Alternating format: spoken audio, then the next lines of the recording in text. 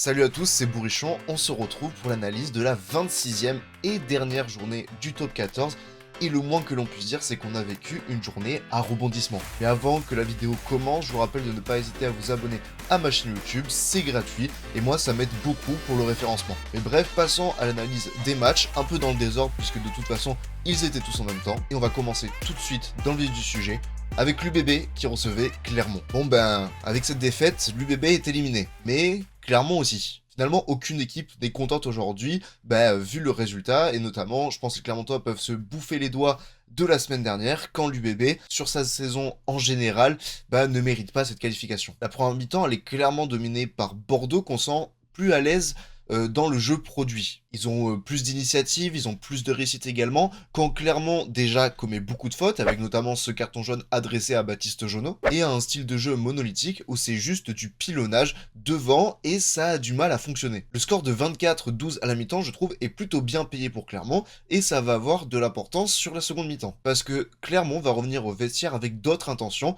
et sur cette seconde mi-temps, il n'y aura rien à dire. Le jeu est beaucoup plus ambitieux, on garde cette mentalité de destructeur devant, tout en n'hésitant pas à écarter et proposer des alternatives dans le jeu. Il marque des essais magnifiques, à l'image de celui de Kian Amdaoui qui intervient après une belle séquence où on a vu un jeu complet, que ce soit avant comme trois quarts. Et en face, on a un Bordeaux qui cafouille le peu de munitions qu'elle a sur cette deuxième mi-temps. Il y a notamment eu plusieurs touches dans le camp de Clermont et des touches à 5 mètres de l'embut de Clermont qui ont été cafouillées. Et si on rajoute un manque d'énergie qui était vraiment criant sur cette fin de match pour Bordeaux, c'était impossible pour les Girondins d'aller gagner ce match. Et au final, seuls Lucu et Thémo Mathieu ont fait un vrai match de patron, le reste semblait vraiment crevé. Et si Bordeaux et Clermont font la gueule, La Rochelle, à l'inverse, peut sourire. En parlant avec un collègue de TV7 du match qui était sur place à La Rochelle, il me disait « dominer n'est pas gagner ». Et je m'inscris totalement dans ce dicton. Parce qu'en effet, La Rochelle a dominé ce match. Que ce soit devant ou derrière,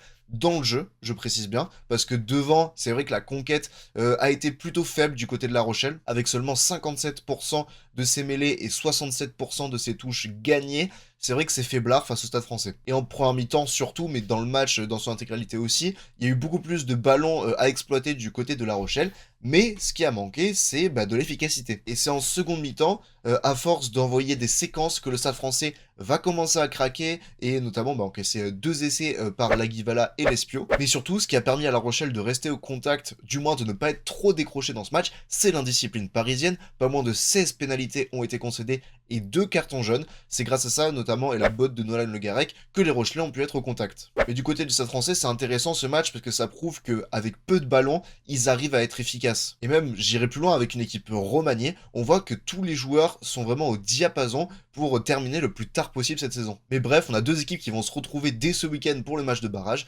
dans un match qui va s'annoncer électrique. On passe en vitesse sur la section paloise qui recevait Montauban. Bon, un match sans vraiment grands enjeux. Pau était déjà qualifié en phase finale, là ils ont juste assuré un barrage à domicile. On peut néanmoins critiquer des fois un petit peu de suffisance dans le jeu palois. En même temps, ça se comprend quand on joue Montauban. Mais c'est vrai que en termes de précision, Pau aurait pu bien faire mieux sur ce match. 15 turnovers perdus et 35 points encaissés face à la Lanterne Rouge, c'est trop. Au point même où à la 70e, ils avaient peur de perdre leur bonus. Alors que normalement, face à Montauban, tu dois acquérir un bonus très rapidement. Il y a eu également aussi 16 plaquages manqués. Mais bon, ce relâchement peut s'expliquer par plusieurs facteurs. Déjà, c'était clairement pas l'équipe type. Il y a eu beaucoup de turnovers avec notamment les joueurs qui quittent le club, qui ont joué, et des jeunes aussi qui sont montés. Et surtout une équipe de Montauban qui voulait montrer un dernier beau visage avant de retrouver la Pro D2. On passe également en vitesse à Bayonne-Perpignan. Bon, Bayonne a fait une bonne dernière à domicile pour fêter les départs.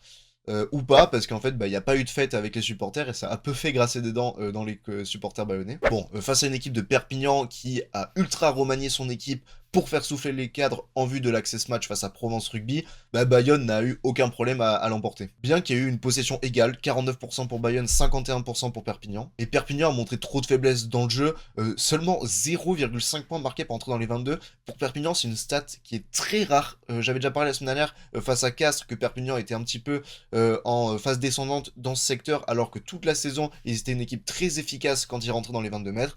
Là, on peut limite pas faire pire. Et ce qui a fait la différence, c'est qu'à Bayern, on avait des courses bien plus tranchantes dans les espaces avec un jeu qui était peut-être un petit peu plus ambitieux, composé d'offload et de vitesse, ce qui permettait d'enchaîner les séquences avec de la vitesse très rapidement et donc de marquer des essais. Je terminerai par dire que Perpignan doit faire attention de cet Access Match parce que je le sens très mal pour eux. Je trouve qu'ils sont pas dans une bonne dynamique en termes de confiance et de jeu proposé. Un autre match sans enjeu, c'était Castres qui recevait Toulon. Et pour le coup, c'était un match qui était vraiment sympa pour terminer la saison. On a vu un match débridé où chaque équipe voulait jouer tous les ballons. Ça se traduit par assez peu de jeu au pied, 39 sur le match, 22 pour Castres, 17 pour Toulon. Ce qui donne un coup de pied tous les 7,9 ballons pour Castres et un coup de pied tous les 8,8 ballons pour Toulon.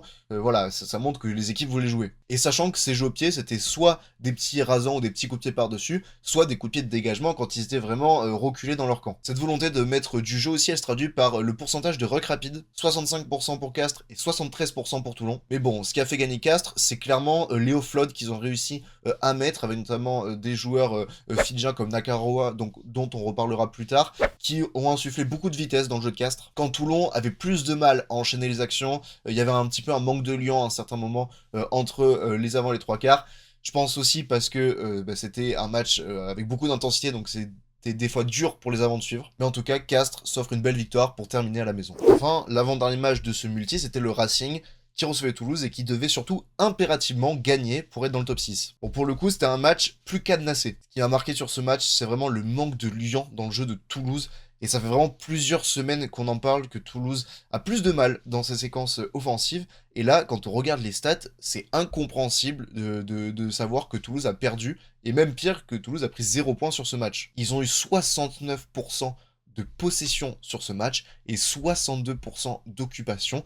C'est énorme. Et normalement, quand tu es le Stade Toulousain et que tu as ce genre de statistiques, tu dois en mettre minimum 50 à ton adversaire. Mais sauf que le problème, c'est qu'ils ont commis énormément d'imprécisions, les Toulousains, ce qui leur a pas permis de marquer. Seulement 1,2 points marqués par entrée dans les 22 mètres, 20 points en 16 entrées, et surtout 24 turnovers perdus sur l'ensemble du match. C'est vraiment très étrange de voir le Stade Toulousain aussi peu connecté entre ses joueurs sur ce match. Surtout qu'en plus, ils dépensaient une énergie folle pour marquer à chaque fois, et souvent, dès qu'ils marquaient, l'action qui suivait, ils encaissaient un essai. Il y a notamment 3 essais comme ça, les essais de Carbono, les essais d'Ajvetia et l'essai d'Antoine Gibert. Et du côté du Racing, ils ont su être résilients car ils ont eu très peu de ballons sur ce match et surtout ils ont su être solidaires en défense, en rattrapant des coups, en bloquant souvent en haut pour éviter les offloads du côté de Toulouse.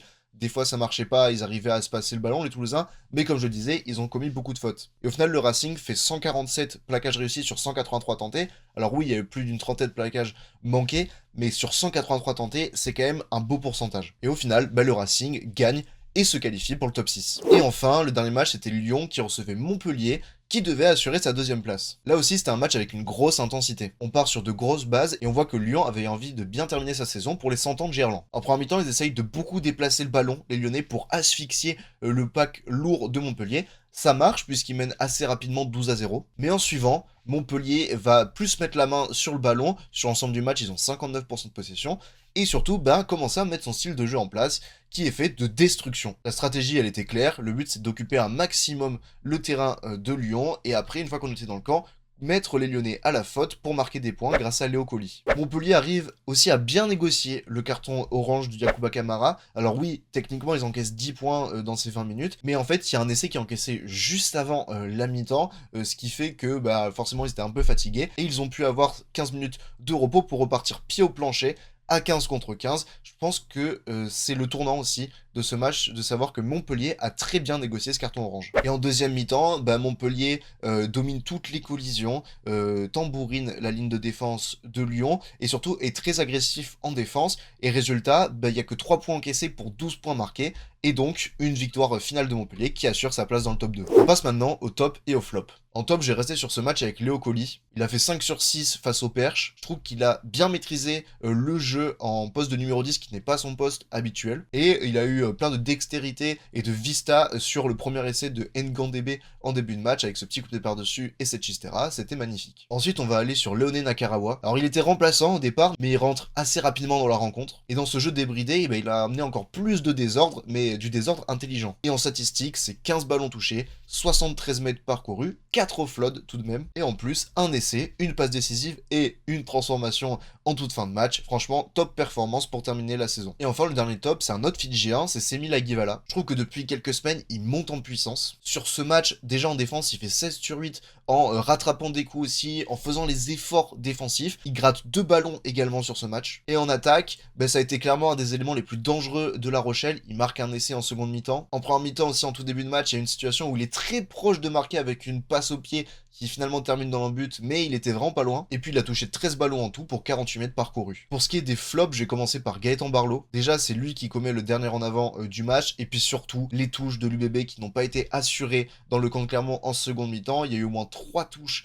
qui ont été perdues dans des munitions ultra importantes, parce que je le rappelle, l'UBB n'avait pas eu beaucoup de munitions sur ce match en seconde mi-temps. Et c'est dommage parce que si ces touches avaient été bien négociées, peut-être que l'UBB aurait pu marquer et peut-être que l'UBB serait qualifié. Et enfin, les deux derniers flops, c'est un combo, c'est Jack Maddox et Toumoua Manu, simplement parce que dans un match sans enjeu où ils savaient qu'ils allaient gagner, là ils se rentrent dedans, ils sont KO et tous les deux ils sont forfaits pour le match de barrage, alors que autant Manu, je pense, n'aurait peut-être pas été sur la feuille de match, autant Maddox allait être titulaire, c'était sûr et certain. Et je trouve que c'est vraiment dommage, à la fois pour l'équipe, mais surtout pour les joueurs, de se priver de ce match de barrage, le premier de la section paloise, de manière aussi bête. Pour ce qui est du classement, maintenant, on va faire un comparatif avec mon classement que j'avais prédit en début de saison. Déjà, au niveau du top 6, j'ai eu quand même 4 équipes sur 6. Alors oui, pas au bon endroit, mais j'ai quand même trouvé que le Stade Rochelle allait revenir dans le top 6, pas à la première place, mais au moins ils y sont. Le Stade Toulousain, évidemment. J'avais parié sur Montpellier, qui au final termine 6ème, et surtout, j'avais pris le risque de mettre Pau, qui trouve sa première phase finale. Là où je suis vraiment content, et je sais que ça avait fait débat à l'époque, c'est que tout le monde m'avait dit que l'UBB serait dans le top 6, et au final, je l'avais bien senti, sauf qu'au lieu de terminer 7ème, comme je l'avais prédit, finalement ils ont terminé 8ème. Et en bas, ma grosse erreur, ça a été évidemment le Stade Français et le Racing, que j'avais vu 13ème et 12ème, pour au final qu'ils soient dans le top 6. Sinon, j'avais prédit Perpignan en bas et Montauban surtout en dernière place. Au final, je trouve que j'ai un classement, à part 2-3 grosses erreurs, qui se rapproche un peu de ce qui a été fait au final. Et maintenant, place au prono pour les matchs de barrage. D'abord, on a la section paloise qui reçoit le Racing 92. Pour la première phase finale de la section, je pense qu'ils vont réussir à gagner le Racing à domicile, tout simplement parce que Pau, c'est 13 sur 13 à la maison cette saison. Ils ont prouvé aussi que même quand il y avait des blessés, ils ont su trouver des jeunes joueurs qui ont amené énormément de confiance et de stabilité dans le projet de jeu. Donc le fait de ne pas avoir Maddox et Manu notamment, ça va être comblé par d'autres joueurs. Là où le Racing, je pense, a plus de mal à avoir un jeu plus complet. Alors oui, ça tambourine devant, mais s'ils se font contrer là-dessus, ils n'ont pas de plan B, et c'est pour ça que je vois Pau passer en demi-finale. Le deuxième match de barrage dimanche, c'est le Stade Français qui reçoit La Rochelle. On a vu que les Parisiens posent beaucoup de problèmes. Ils ont posé des problèmes à toutes les équipes dans ce championnat, et notamment à La Rochelle ce week-end. Mais je ne sais pas pourquoi, je ne peux pas m'empêcher de penser que La Rochelle va aller faire un coup à Paris. Parce que Paris est une équipe qui a du mal en phase finale. Si on prend les 2 dernières fois qu'elle a été qualifiée, d'abord il y a 2 ans, directement en demi-finale, elle a perdu face à l'Union Bordeaux-Bègles. Et il y a 3 ans, face au Racing 92 en barrage, elle avait perdu également à domicile. Donc je pense que les Parisiens vont une nouvelle fois se prendre les pieds dans le tapis face à une équipe de La Rochelle qui arrive mine de rien pleine de confiance. Alors oui, le dernier match n'était pas abouti, mais dans l'idée, ça fait depuis le match face à Bayonne, donc fin mars, qu'ils n'ont plus perdu en top 14. Ils ont su aller faire des coups partout où ils sont passés, notamment au Racing, j'ai ce match en tête, donc je vois les Rochelais atteindre les demi-finales et rejoindre Montpellier. Et enfin, dernier pronostic, c'est ce match d'accession entre Provence Rugby et Perpignan. Et là, je pense que pour la première fois depuis quelques saisons, Perpignan va perdre ce barrage. C'est surtout que je vois Provence Rugby assez fort, mine de rien. Je trouve qu'ils font une bonne finale, que Vannes était juste au-dessus, mais sinon, qu'ils sont dans une bonne dynamique. Il y a notamment eu ce match à Colomiers qu'ils gagnent avec brio, alors que Perpignan, je trouve, se cherche toujours Et c'est inquiétant de se chercher après la 26e journée. Laurent Labitte en a parlé qu'il n'avait plus son équipe type en tête pour ce match de barrage. Je trouve que dans le jeu, c'est de moins en moins bien. Donc je vais miser sur Provence Rugby à domicile qui montera en top 14. Voilà, cette dernière analyse de saison régulière est à présent terminée. J'espère qu'elle vous aura plu. Si c'est le cas, n'hésitez pas à vous abonner à ma chaîne YouTube comme je disais en début de vidéo, mettre un commentaire sous cette vidéo, la partager, mettre un like et surtout activer la cloche. N'hésitez pas aussi à aller me suivre sur mes autres réseaux sociaux, à savoir Instagram, Facebook et TikTok. Je poste du contenu exclusif mais aussi des extraits et des vidéos, et toutes mes informations seront disponibles dans les stories, notamment Instagram. Enfin bref, c'était Bourrichon, ciao ciao.